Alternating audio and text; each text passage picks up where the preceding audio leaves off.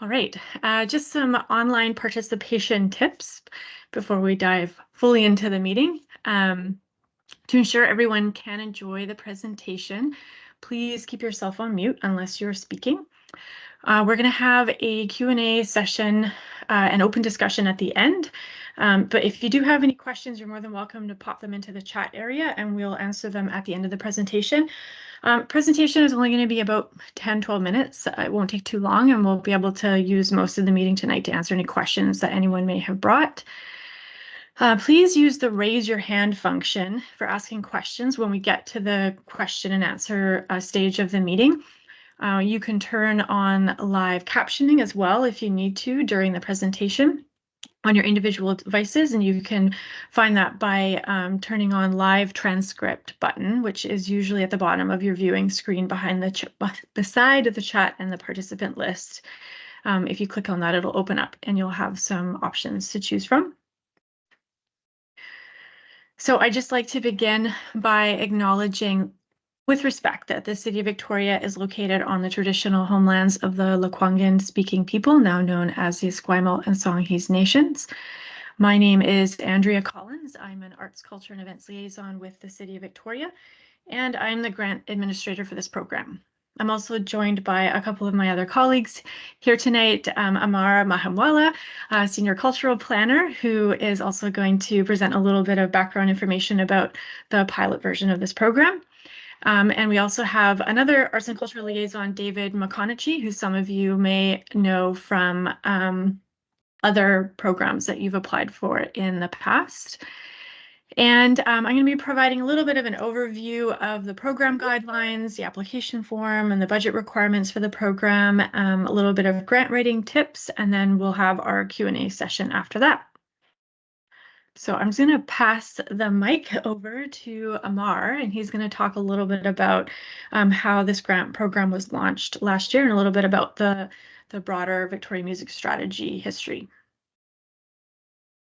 Thanks, Andrea. So yeah, welcome everyone, and so nice to see so many participants in the meeting today. This is really exciting.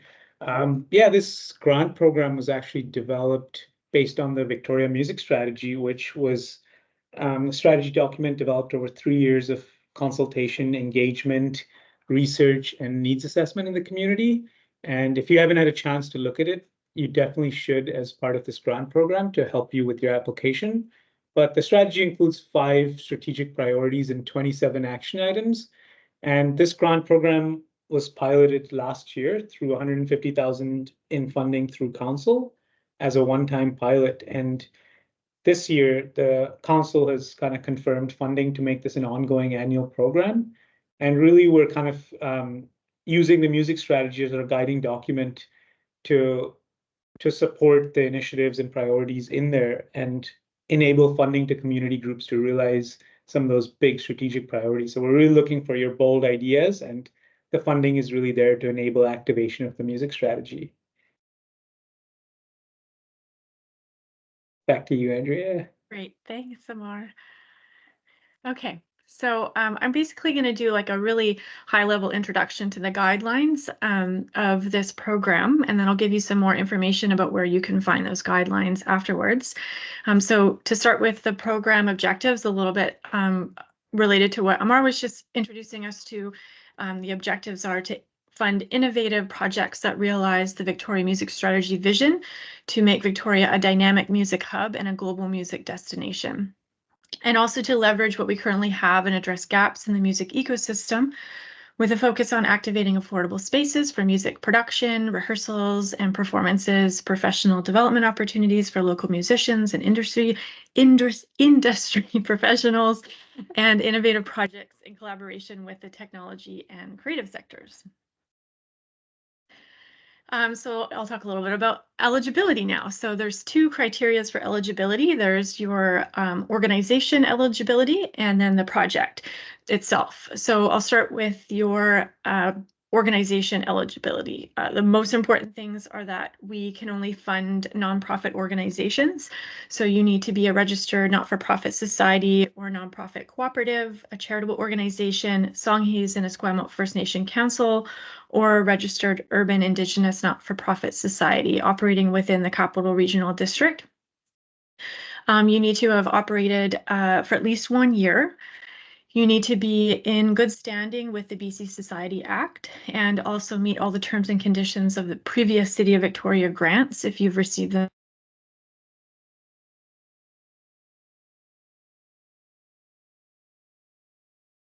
prior to the deadline. And you can only apply for one project this year. And I just want to talk a little bit about collaborations as well. So individual artists, bands, or music sector professionals will require a sponsor or a partner organization, which is a nonprofit society or registered charity, in order to apply for funding and be involved in supporting the project. The sponsor or partner organization will be responsible for submitting the application and meeting the terms of the grant. Sorry, I'm just going to make sure that people are all making it. I just want to double check, Amar, you're admitting everybody into. Okay, we're good. It's just popping up and distracting me.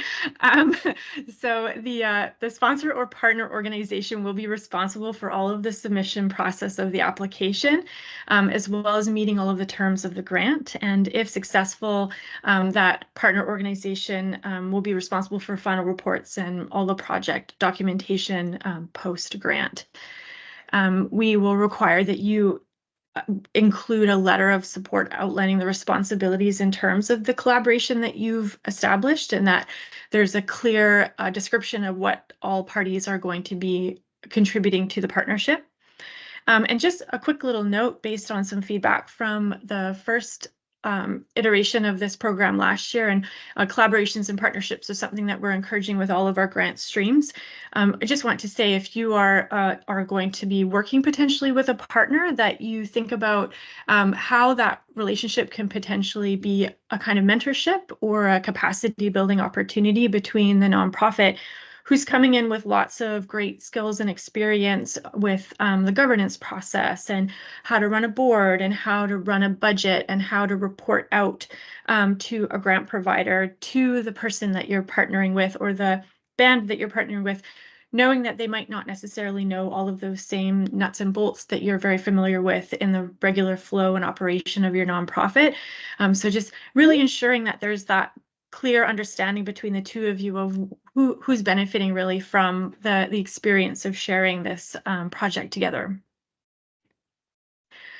So now I'm going to go into the eligibility criteria for projects, and we have 5 action areas within the Victoria Music Strategy, and we have directly sort of addressed each of those 5 action areas with a specific ask that we're looking for in terms of a type of project and a total grant amount that you could receive within that action area. And with this second launch of the grant program going forward for this year, we want to emphasize and prioritize 2 out of 5 of those specific areas as a higher priority for funding for this year. And so the first and most important one is connecting people in spaces where we create space for music. So this one is a big leap in terms of what you could potentially get. It's a $50,000 maximum grant. And this one is really looking at projects that preserve existing affordable live music venues and develop new small and mid-sized performance venues, rehearsal and recording facilities in underutilized and or vacant spaces. These are the areas that we really want to emphasize and prioritize with our grant going forward. And just to get into some of the more details, funding can be used to cover project-related venue costs for new and existing live music venues. So this will include things like insurance, audience development, professional artists and technician fees within a recording or a rehearsal venue, cost to develop new music, such as songs and album recordings, and content, so music videos and demo reels. Successful outcomes would increase the number and types of music venues that we have within the ecosystem, artist development opportunities for rehearsing, recording, and performing, and to also reduce financial barriers for audiences to attend more music programming. So we really want you to think about possible bold moves that could be brought forward in terms of projects, and where you can be bringing forward a project that would develop out a new or existing space for the big nuts and bolts that are needed within the music ecosystem. So it could be piloting a new program to rent a space to develop out programs like the ones I've just described. And this can include operating costs. Oh, we have lots of people coming in. That's great. I'm glad we have a great turnout tonight. So having said all of that, I wanted to share a couple of examples that I was able to find through some of our Music City partners, what could look like a kind of large scale project that would be a bold move. And one really great one that I discovered was called Mercer Music at Capricorn, which is in Macon, Georgia. Which has a really great sort of blues, roots, jazz history in their community. So I'm just going to give you a really quick overview of what they are, and I encourage you to visit their website and have a deeper dive into what they do in their organization. So Mercer Music at Capricorn is a multi-purpose music venue in downtown Macon, Georgia, whose mission is to leverage Macon's music heritage to create Macon's music future. It's a nearly 20,000 square foot complex that features 4 main components. So the Capricorn Music Incubator is a 12 rehearsal rooms over 2 floors that provide space for musicians to rehearse, collaborate, and provide instructions. Rooms are rented at affordable rates by day, month, or year and are accessible 24/7. They also include the Capricorn Sound Studios, which are 2 state-of-the-art commercial studio spaces. They also have offices, co-working spaces, and meeting rooms. So throughout the building, there are 8 offices, 3 conference seminar rooms, and a co-working space available to rent by nonprofit arts organizations, music-related businesses, and creative professionals. They also included a small music museum. So through digital, visual, and audio storytelling, the interpretive component of Mercer Music at Capricorn informs and engages the Macon community and attracts visitors from around the world. At the heart of the 1,200 square foot museum is an interactive listening station where visitors can sample the Capricorn Records catalog. So that's in addition, obviously, to a lot of the things I was describing earlier in terms of bold move around what the community really needs as a priority right now. But I just thought I'd add that in because it was cool. So what I love about this project and how I think it aligns really well is that it is a mixed, diverse economic model. So they are making their space available for full commercial use, but they also have affordable access. Their diverse income streams provide economic sustainability over the long term. They rely on a mix of self-generated revenue as well as donors and fundraisings and grants in order to be able to keep the whole project moving forward. And I think it's one to just sort of wet your whistle to think a little bit about the kind of thing that would really check a really big box in terms of what came forward to us from the music strategy. And this seed funding is available for us to help move something like this forward. At the end of the presentation as well, I'm going to add a couple of little news articles that are interviews with the founders of this organization, and another one I'm about to share so that you can read a little bit more about how they launched these programs. So the next one is in Canada. It's called Main Stage Rehearsal Studios in the Greater Toronto Area, and some people might already be aware of this. So Main Stage Rehearsal Studios describe themselves as Greater Toronto Area's largest rehearsal space provider, renting premium rehearsal space on a monthly and hourly basis at the lowest price in town.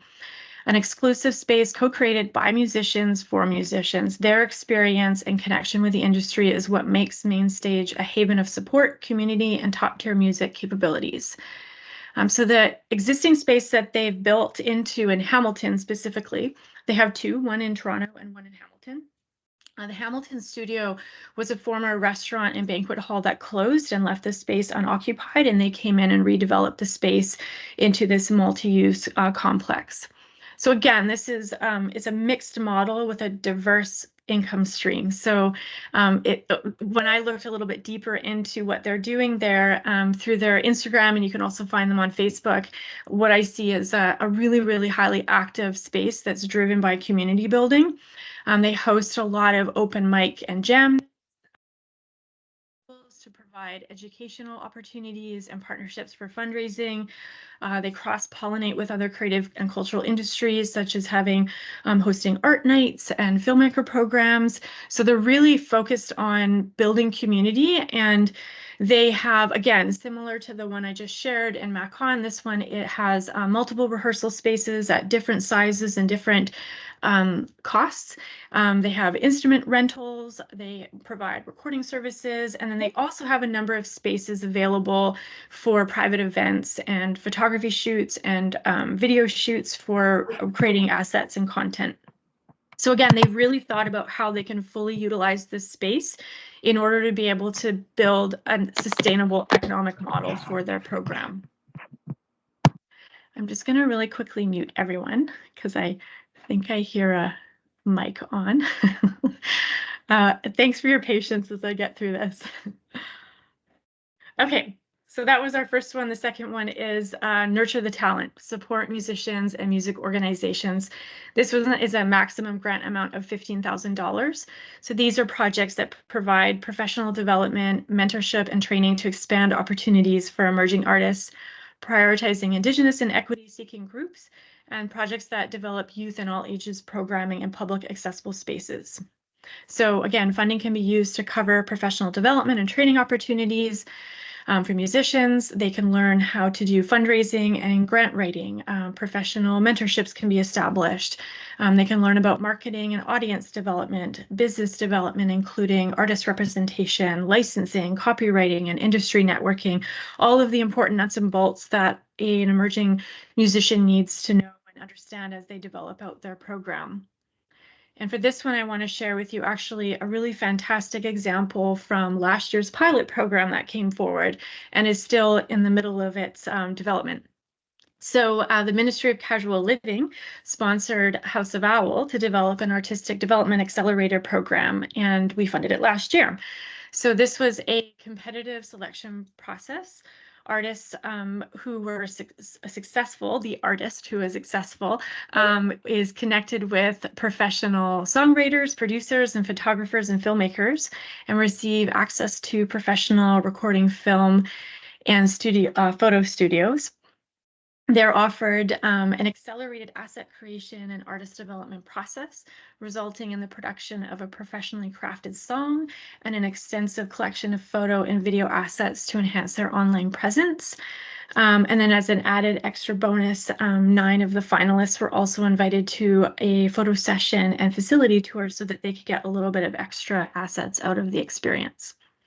So we were really impressed with how this program was developed, and I encourage you to go, check out House of Owl's Instagram. There's some great video content on how they were fleshing out this program and introducing it to the community. And this is a great example of the kind of accelerator development of artist skills program that we would love to see funded through this grant program.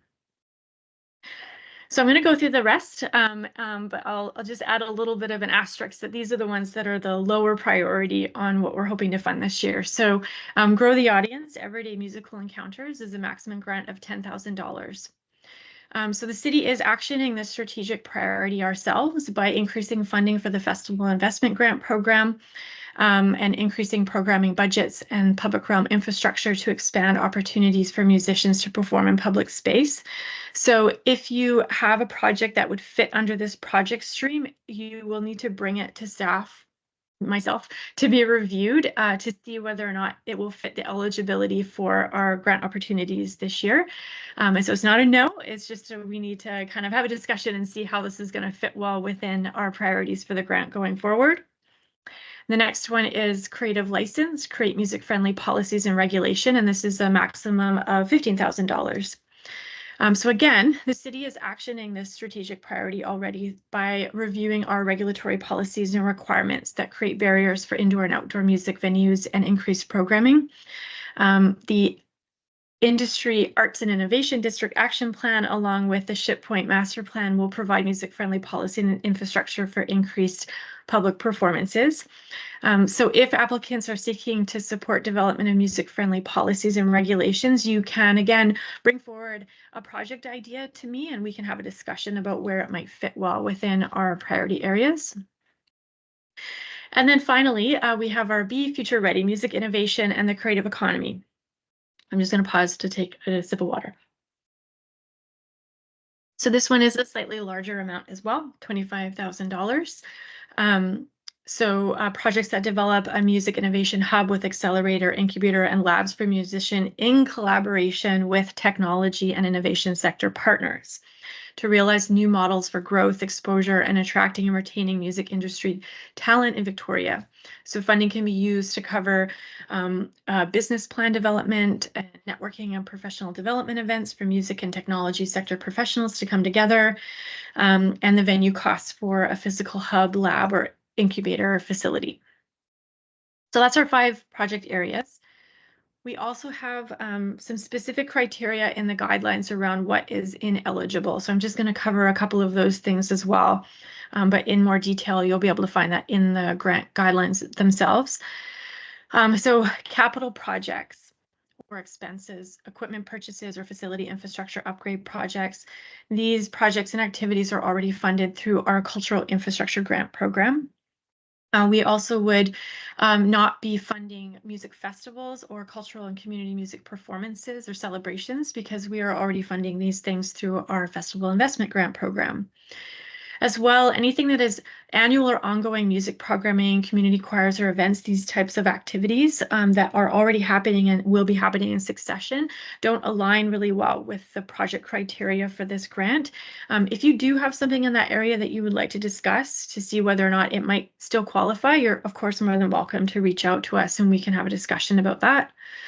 Other ineligible activities are projects receiving funding from other city grant programs. So if you're already getting a grant for your project for FIG or SIG or our Migrate Neighborhood grant, then you would not be eligible to receive a second stream of money. The city will only be funding 50% of your project this time, which is a change from last year. So you will need to match your ask to us with another source of revenue as well. Project expenses that have been incurred prior to submission. So if something that you've already paid for, your project is in motion, you cannot include that in your budget. You cannot include fundraising activities and projects where the majority of the expenses and resources are non-music focused. And finally, projects that include profanity, violence, pornography, public incitement or promotion of hatred or any forms of discrimination as defined by the Canadian Human Rights Act, unfortunately will be disqualified from receiving this grant. Sorry, I just did something weird with my screen. Okay, so now I'm gonna go into, and I leapt ahead by accident to our evaluation process. And I promise I'm getting close to the end of my presentation. So music ecosystem development impact is gonna be 50% of your evaluation criteria. And so you're aiming for 100% mark, and half of your mark is gonna come just right from this area. So when we're looking at your application, we're gonna be looking to see that the project has alignment directly with the Victoria Music Strategy and its priorities and action items, and that you've clearly illustrated that in your application. We're going to be looking at that it has a long-term impact and measurable outcomes and benefits for the music sector. We're going to look for innovation and originality. We're going to look for a clear project vision and objectives that reflect a need within the music ecosystem and measurable goals and outcomes to be clearly defined. And that you demonstrate community participation and collaboration or support from the music sector and other stakeholders.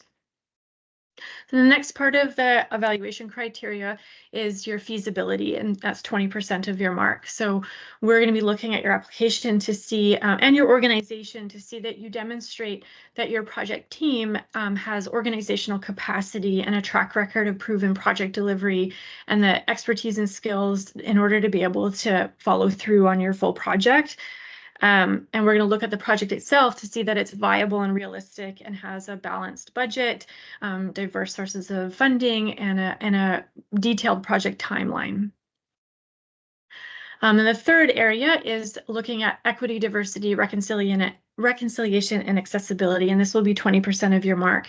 So we're going to want to see that you've been able to self-identify, that you understand that your project is considering barriers that people may face and has proposed strategies and a plan of action in order to make sure that you have equal access and opportunities for benefits and participation, especially for Indigenous and equity-seeking groups. We're going to want to see that you are addressing accessibility of your project in and of itself, whether or not there are physical, economic, and or cultural accessibility concerns that may come up, and what your plan is for those things. We're going to want to make sure that you demonstrate respectful and inclusive approaches and actions to support reconciliation with our local Songhees and Esquimalt nations and the urban Indigenous communities. And we're also going to want to see that you've considered cultural and physical safety within your application and your project. And lastly, 10% of your mark is your community benefit. So we're going to look at your application from a lens of how does it contribute to the social, economic, and cultural development of Victoria? Do you demonstrate a knowledge and understanding of the potential audience or participants that you're seeking to have be involved with your project? And the appropriate stakeholder engagement and outreach strategies are built into your project. All right, so that's the evaluation criteria. We do have an extensive list of funding conditions within the guideline, but I just wanted to highlight two really important ones that are worth noting in the meeting. So successful applicants will receive 80% of their project grant within 30 days of receiving confirmation of the grant, and the remaining 20% of the grant is funded after we've received and approved your final grant. This is a really common process with any grant process or any grant program. And it is really important that your final report come to us within 30 days of the completion of your project.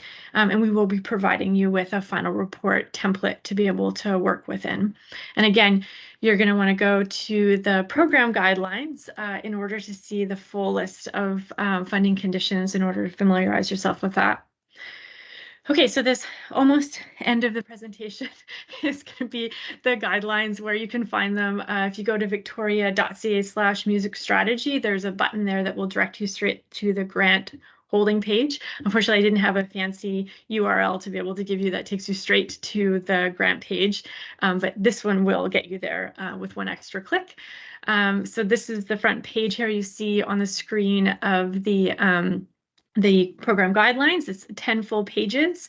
I highly recommend that you read through this entire guideline a few times before you, oh, thanks. I see something has gone in the chat. That was probably helpful. I appreciate that, Amar. Make sure you look through those guidelines. Next is the application form. So for this one, we are using Microsoft Forms, which is basically a Microsoft version of an online form that you fill in through a browser. And again, you can get there through victoria.ca/music strategy. This form has 9 sections to complete. Unfortunately, you cannot save your progress as you're going through the form. So if you would like it, you're welcome to reach out to me directly at my email there. It's acollins@victoria.ca, and I can send you a PDF version of the Microsoft form that you can work off of to plan out your application before you submit it formally. And then as well, all of your supporting documents that are required, there's a checklist for you to review in the application, will need to also be sent to me separately from this application form. And we have all of those instructions built into the form as well as you're filling it out. And then the last piece is the budget template. So this is also found at the website. It is a template that you need to use as a part of your application.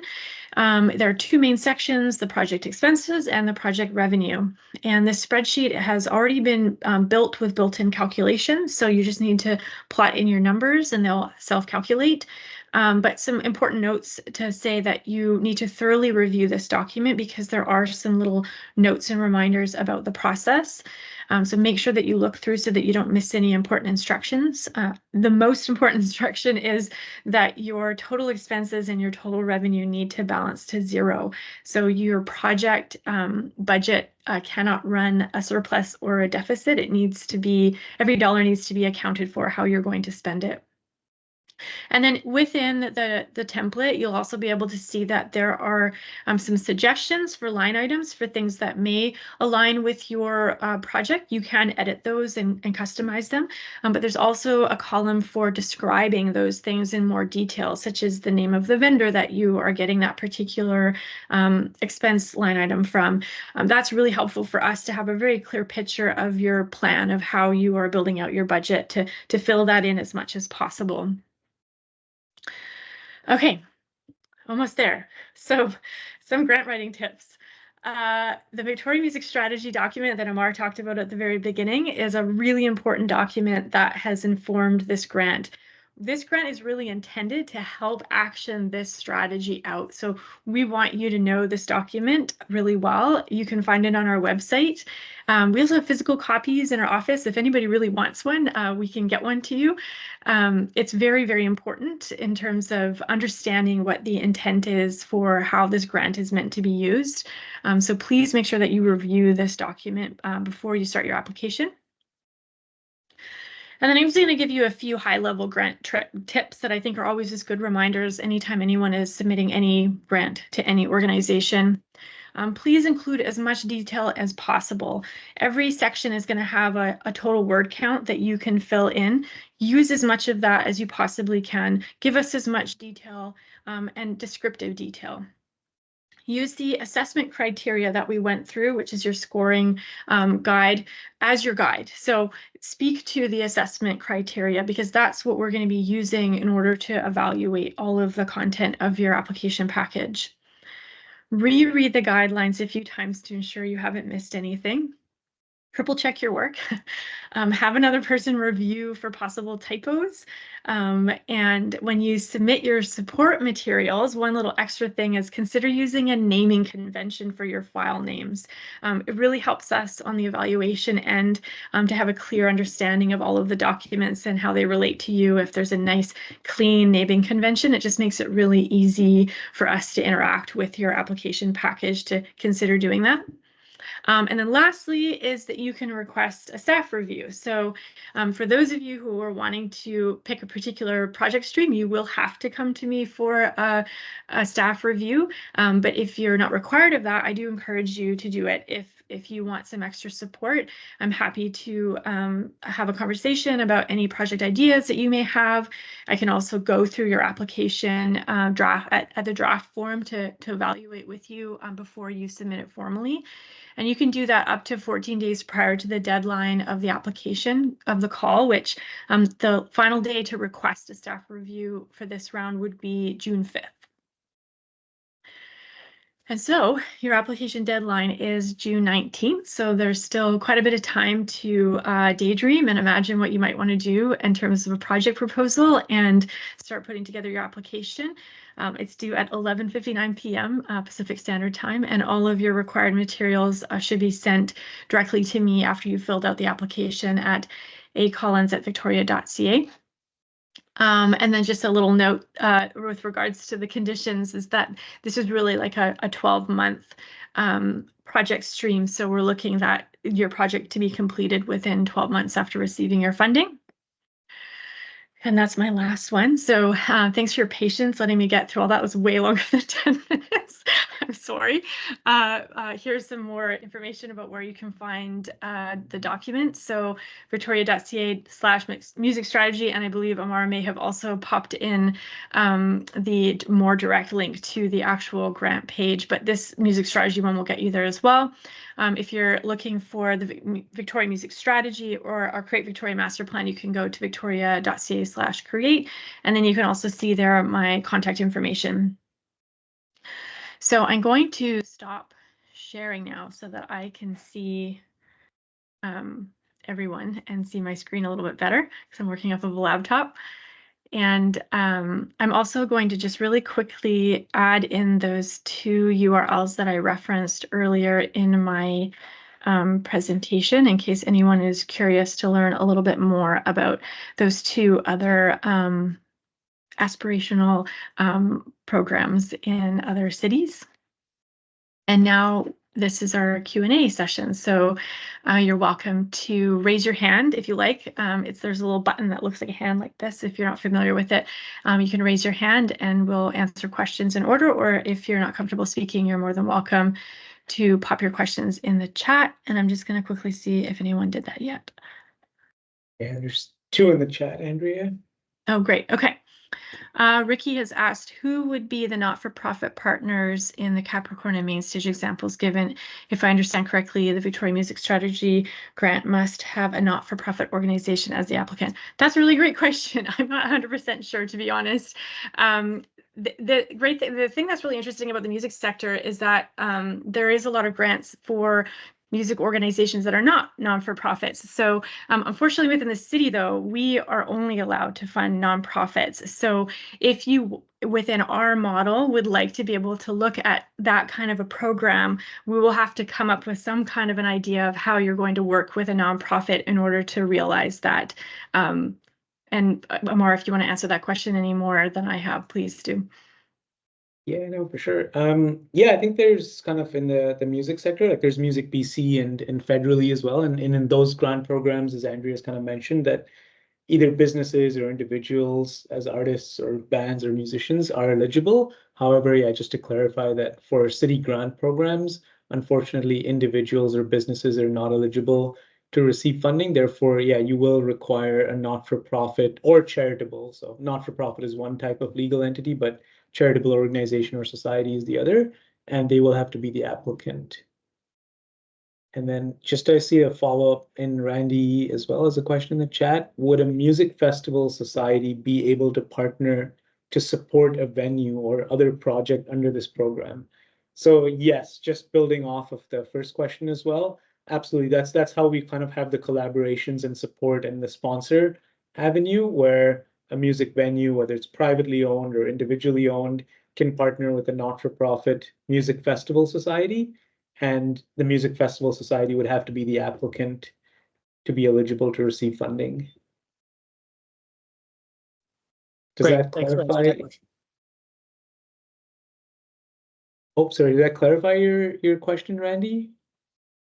Yes, that answers it. Yeah, because I saw that Andrea had mentioned earlier that if you received funding through the festival grant, so I was wondering, I mean, I'll just say I sit on the board for the Victoria Ska Reggae Society, and we receive grant through the, support through that program. So I was wondering, would that exclude us from applying for, a partnership or venue kind of grant through this program? No, Right. so yeah, that's a different question as well. And I guess just to clarify that one as well, like if you're a recipient of another grant from the city, in your case, Randy, you're referring to the Festival Investment Grant, as long as it's not the same project. So if for example, the Ska Festival, which they did apply for, and they have received funding for their Ska and Reggae Festival, you could not apply for the same project through this grant program. But if there's a different project that the Ska and Reggae Society, for example, in your case, has, they could come forward with an application through this program for a different project. Yeah, great. Yeah, that's what I thought. I just wanted to confirm it. Yeah, thank you. Yeah, and then going back to one other comment in the presentation is that what we would look at is that your previous grants or current grants you're holding are in a good status. Yes, of course. Yeah, thanks. Yeah. Oh, I think I see a new message popped up. There's a question. If the sponsor is receiving a festival grant, are they still able? Yes, so we just answered that question. Sorry.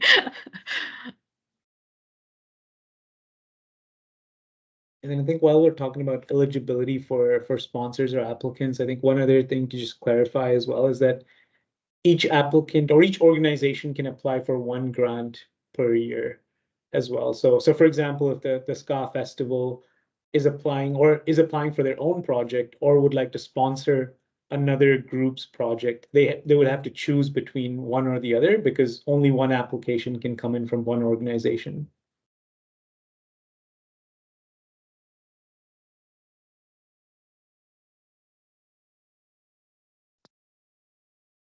So if you don't necessarily have a question that's come to mind tonight as well, you're of course more than welcome to send me an email, give me a phone call, and I'm happy at any time to answer any other questions that anyone might have.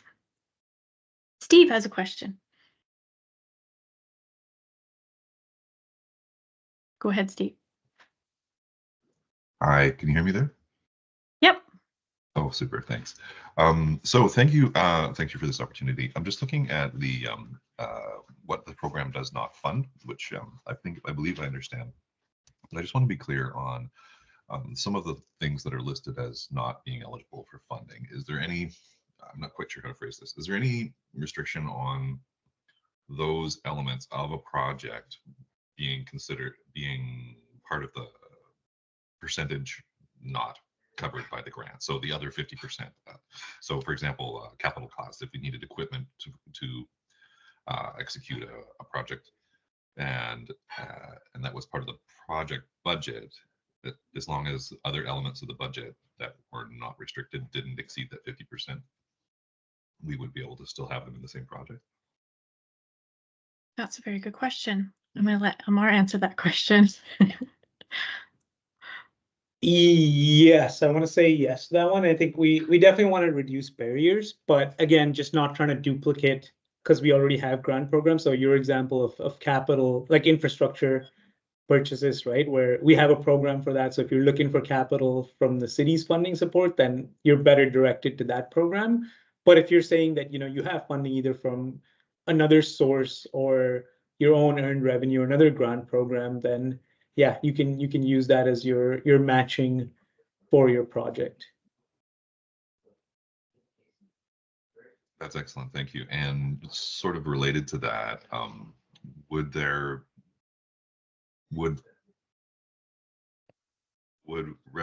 spending on capital assets that has already taken place be eligible as well? Like, could equipment that's already purchased before the time of application? That seems like no, but I'm going to let Amar answer that question. Yeah, so I mean, this is kind of a project grant, and so typically any of the expenses should be incurred when your project starts or when your application is submitted as well. So something that you've purchased, I don't know, I'm just going to use for an example, a year or two out that are being brought into this budget, that wouldn't seem fair to include in your revenue source. I understand. I guess what I'm driving at is that one of the projects that we have in mind, one of the potential projects we're weighing for application is already underway. And so this is a wonderfully timed opportunity for us to apply for a grant that would be eligible as far as I can tell in all aspects. But because it's already underway, because we're already spending money on it, I think you see the situation. Yeah, if there are aspects of it that you haven't started yet, because sometimes with capital as well, there's like phased or kind of multiple layers to it. That would be my advice, is if you're able to kind of hold back the phases, or certain portions of it till you can submit this application and then implement them. If they're not super time sensitive for other projects, then that's one way that they would be eligible, or a portion of them could be eligible. Understood. Thank you for that advice. I think Angela, you were next, if you want to go ahead. Thank you, Andrea, and thank you for that incredibly detailed presentation. You made your way through a lot of information. I really appreciate learning about the strategy and this plan.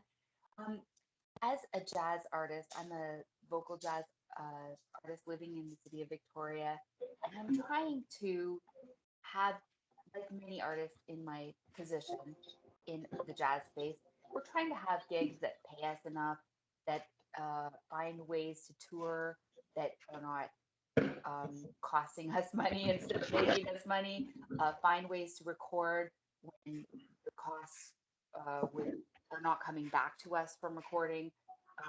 And also, when my international colleagues ask me where they can perform in the city of Victoria, and they write to the one jazz venue and don't get a response, and there's no ability to bring these world-class musicians into Victoria, I'm just not clear exactly what the best opportunity for within the program is, both for jazz musicians living and working here, to realize their visions. Like, they maybe already have original projects and original ideas and things that they want to bring to a larger audience.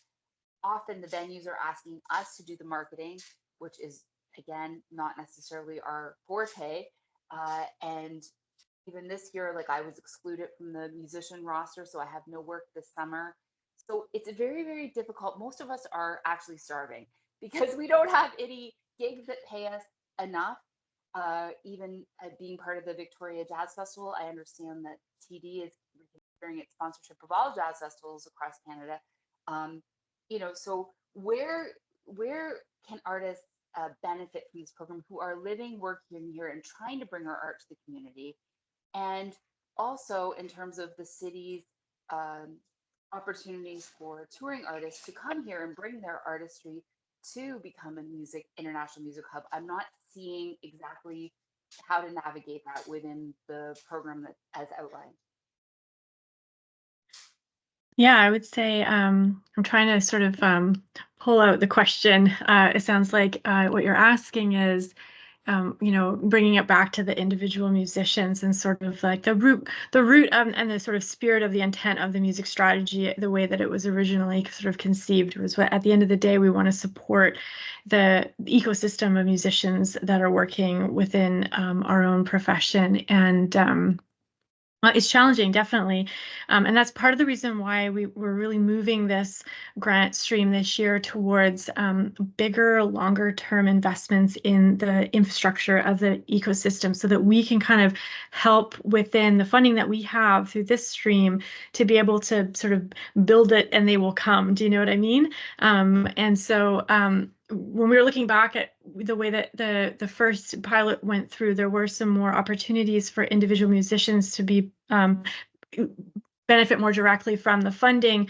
But we're really thinking with a finite amount of money, how can we have a bigger, longer term sustainable impact? Does that kind of sound about right, Amar, in terms of the way that I'm interpreting how we've sort of shifted from last year to this year? And I know it's hard to speak to like an individual musician because this is a lot of what I experienced going through the development of the music strategy, was hearing a lot of stories of that a lot of people are struggling to sort of find their avenues. And so we're just looking at ways that we can contribute to building that infrastructure up. Do you know what I mean? Yeah, I think just to add to that, Angela, I mean, I think, yeah, definitely capacity building is one of the biggest things. You're talking about marketing and those expectations being downloaded either from venues or producers or other groups. And I think kind of that's where, strategic priority number 2 in the program of really, supporting musicians and music organizations with training, mentorship. So is there a group out there that wants to create a program, hypothetically, that trains musicians, or does this work on behalf of and in partnership with musicians to promote them, to build up their marketing, their branding, their recording abilities, and their promotional? So it's more strategic. What happens then? Like, if there isn't, like, within my genre, I don't really see anyone coming forward. UJAM is kind of doing more local support of Victoria Jazz Society, and then of course Arts on View. I don't really see any of them taking a lead in that respect, so I would be left kind of high and dry, to be honest.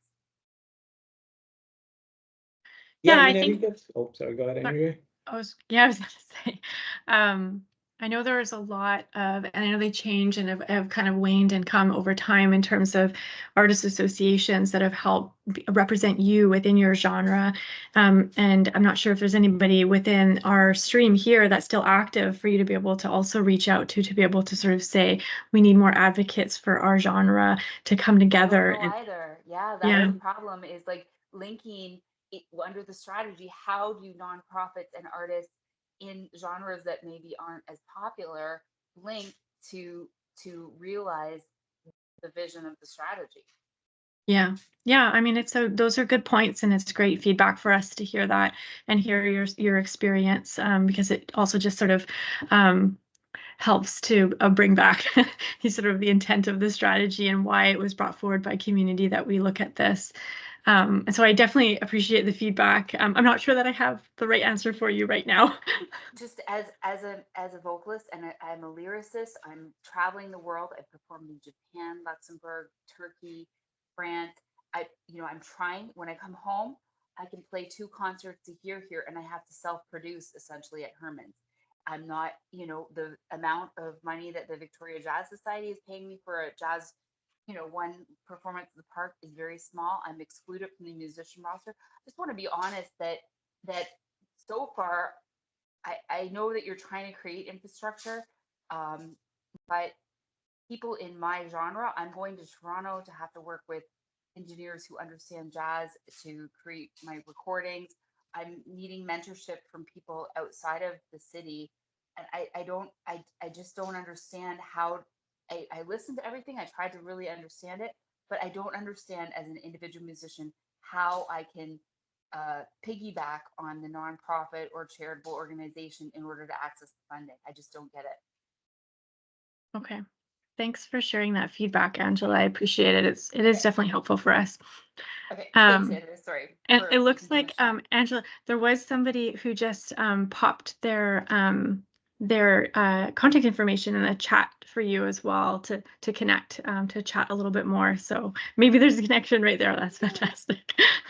And then I see another comment that was made by Catherine that your points are also apply to classical musicians and chamber groups and soloists. So thank you for that, Catherine. I just want to acknowledge I saw your comment. And again, it definitely brings back the purpose of why this strategy is so important and why we're continuing to try to do this work.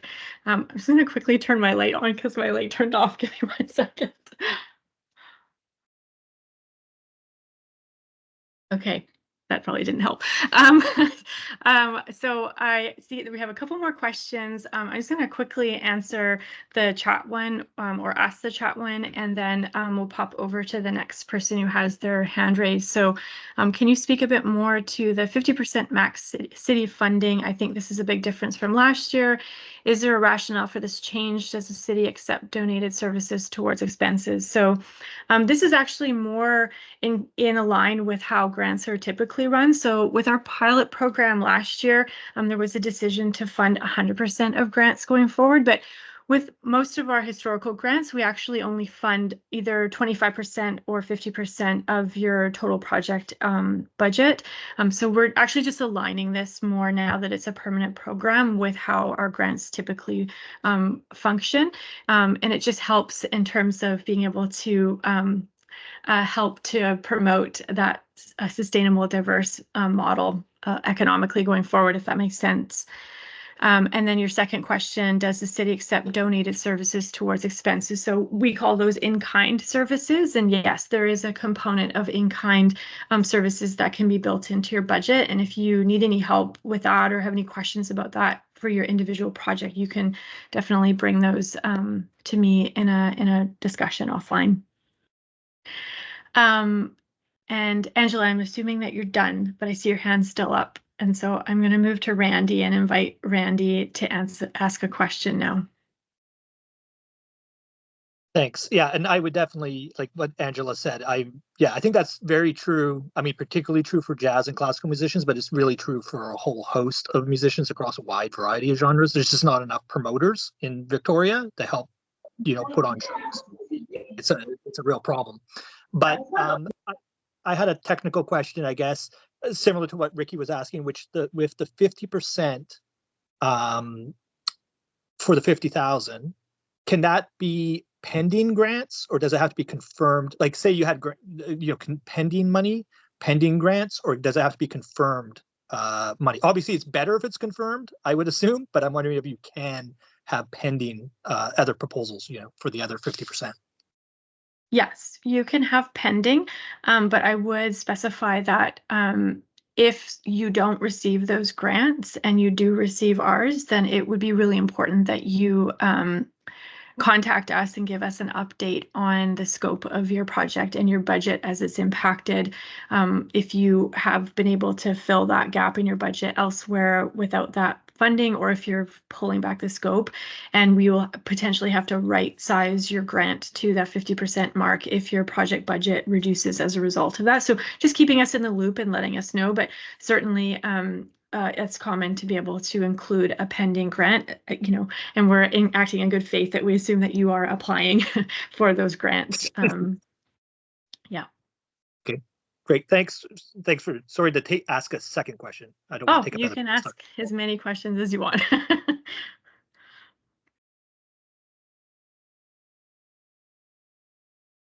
So we officially have 3 minutes left for our meeting, but happy to keep answering questions if anybody does have anything that comes up. And again, you're definitely welcome to come. Oh, Layla has a question. Please go ahead. Yeah, hi. Thank you so much for your presentation. So complete and really helpful with so many pieces of information to absorb. We were really lucky to get some funding through the pilot project. We also had a lot of people approach us as a nonprofit to be the co-signer on their grant applications, which we were happy to do. And I just wanted to be able to prepare ourselves for receiving some of those requests again.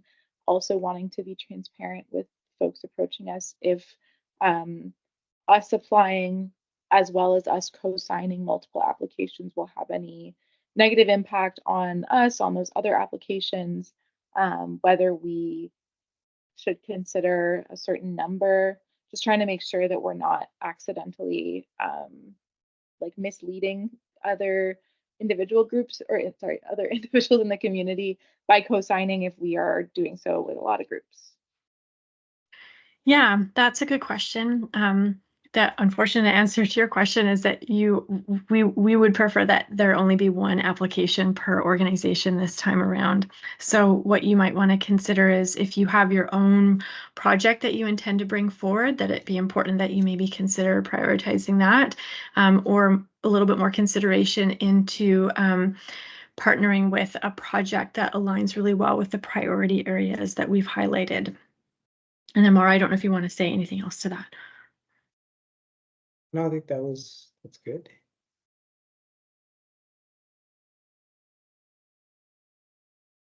Does that answer your question, Layla? Yeah, it does. I totally understand why that would happen, but just that's unfortunate that we have to choose between supporting individuals who won't be able to access this funding without us and accessing this funding ourselves. For sure. Yeah, that's good feedback. Thank you for sharing that. I appreciate it. There's a question from Ricky in the chat box. Since this is publicly funded, where can we access a list of last year's successful applicants? This would be helpful in understanding the program. Yes, we usually always announce all of our recipients. We did have a major change to our website between now and the last time we launched and announced this program. So I have to just quickly double check to see that it is still active on our website. And if not, you're welcome to reach out to me and I can send you a list of the previous successful grant recipients. But yes, we do always, as a public institution, list those for people to be able to see generally. And I don't see it right off the top of my head on our website, so it probably didn't make its way over. But I can make sure that that is put back up on our website. And if you want to reach out to me and I can send you that list, you're welcome.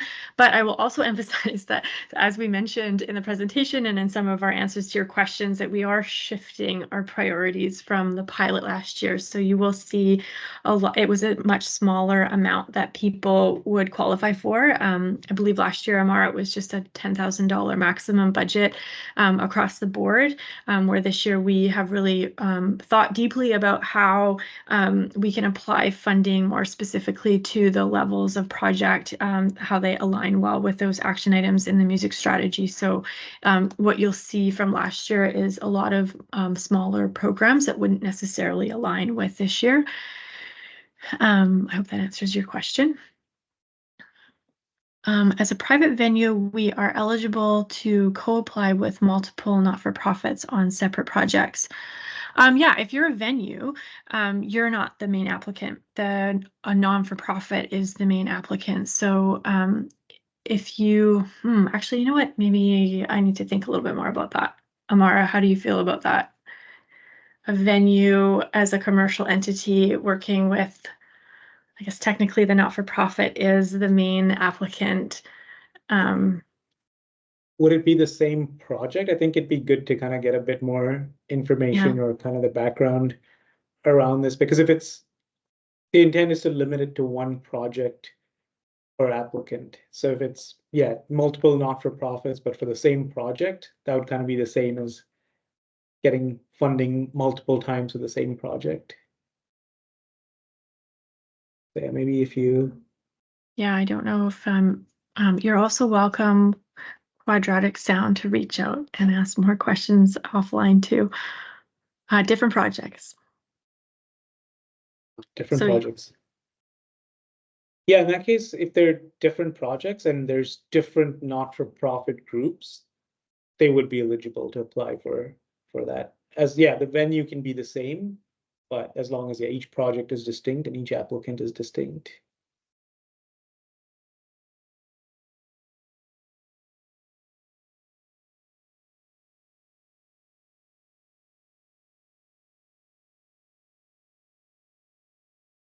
great. So I'm gonna do a last call for questions before we wrap up our meeting. Thumbs up. I think there's, and just looking at the chat, Andrea, there's, I miss one. thank you all so much. Good information. We're a new non-profit here. So I'm wondering if Vancouver, Jamaicans on Vancouver Island Society, would you like to connect with people? Just trying to get a sense of, there's a question there.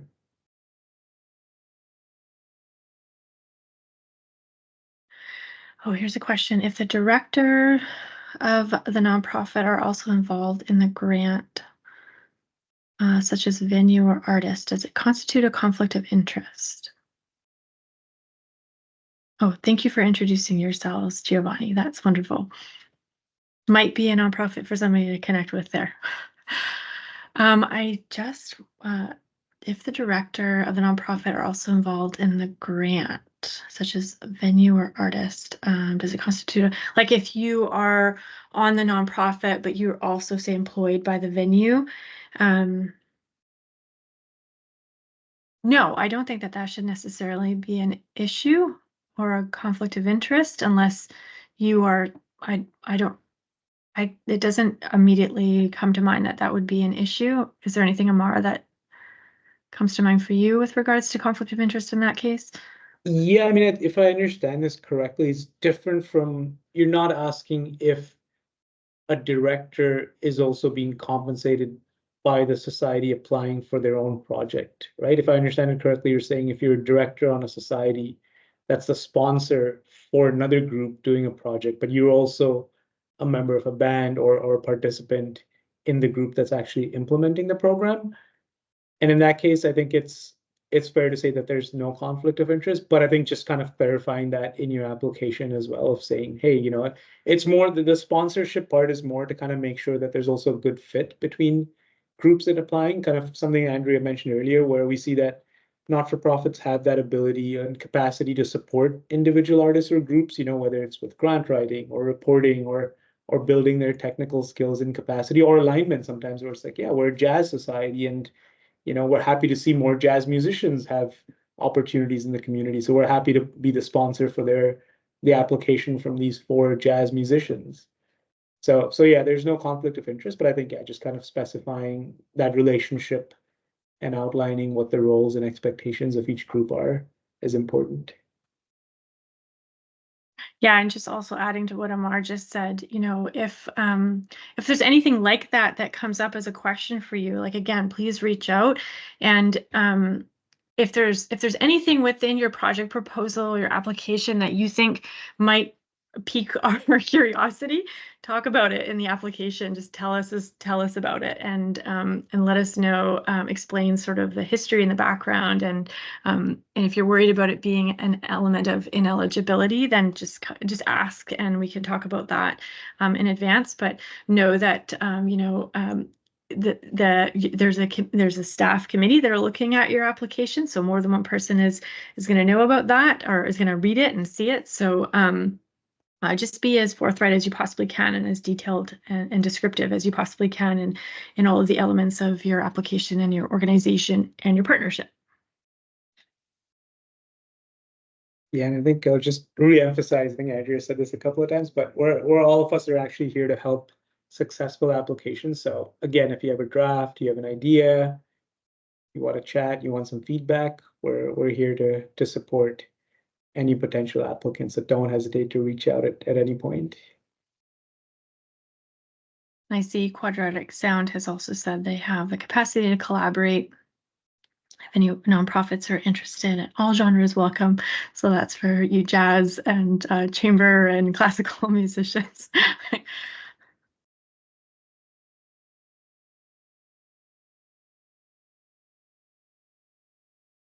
All right, this is the last call. Any last questions?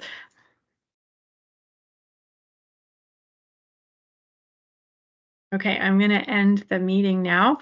Thank you so much for being here tonight. Once again, we are recording this, and we're going to post it on the website probably tomorrow or Friday, and you'll be able to come back and review again. And you're welcome at any time. Please call or email me and ask questions. We are here hoping and wanting for you to be successful, and so please feel free to utilize us as a resource to bring forward great projects. And I hope you all have a wonderful evening.